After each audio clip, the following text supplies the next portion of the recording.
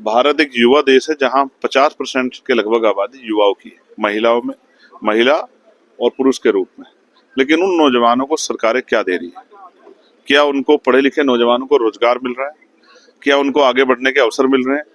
क्या education policy जो है जिसमें नौजवानों का दम घुट रहा है कि इतना महंगा हो गया है सब कुछ कि गरीब का बच्चा नहीं पढ़ पा रहा है, इसका जवाब मांगने के लिए मैं यहाँ खड़ा हूँ। भर्ती प्रक्रिया इतनी कठिन है और उसमें इतना समय लगता है कि ओवरएज हो जाता है बच्चा। एक एक भर्ती प्रक्रिया 6-6 साल तक चल जाती है। भर्ती आती है, पेपर लीक हो जाता है, आरक्षण में घोटाले हो जाते हैं, और जो अगर सही भर्ती प्रक्रिया भी हो जाए तो वो भर्ती प्रक्रिया जैसा मैंने कहा 6-6 साल में होती है, तो फिर जो है उसके खिलाफ कोई कोर्ट चला जाता है।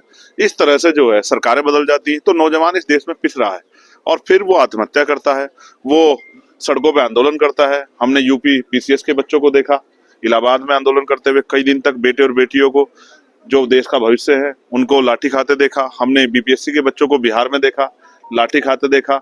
ये जो जुल्म हो रहा है, एक नौजवान होने के नाते मुझे इस पे आवाज उठानी चाहिए। मैं नगीना से चुन के आया हूँ, नगीना की बहुत सारी समस्या है, मैं रोज इसके लिए सड़क पे आता हूँ, पार्लियामेंट आता हूँ कि उन पे चर्चा होगी। हाउस चलता नहीं तो तड़पता हुआ चला जाता हूँ। अब मुझे लगा कि अब ये इससे काम नहीं चलेगा, अब इस आवाज को आपके माध्यम से, मीडिया के बंधुओं के माध्यम से देश के आगे उठाना पड़ेगा, सरकार से जवाब मांगना पड़ेगा। तो ये उसका दूसरा तरीका है, ये भी एक तरह का संघर्ष है, ये भी एक तरह का रेवोल्यूशन है, और मैं इसको जिम्मेदार से निभा रहा हूँ क्योंकि मैं चाहता हूँ कि नगीना के नौजवानों को रोजगार मिले, उत्तर प्रदेश के नौजवानों को रोजगार मिले, देश के नौजवानों को रोजगार मिले।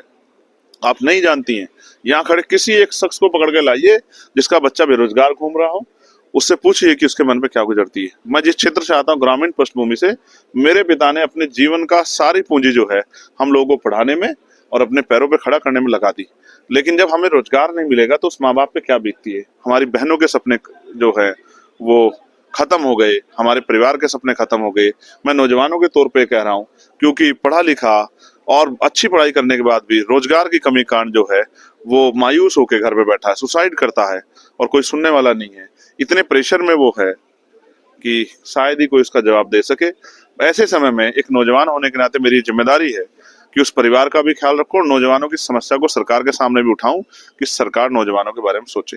नौजवान देश की रीढ़ है, जब नौजवान कुचला जाएगा, जब उसके सपने कुचले जाएंगे, जब वो आत्महत्या करेगा, तो फिर देश कैसे तरक्की करेगा।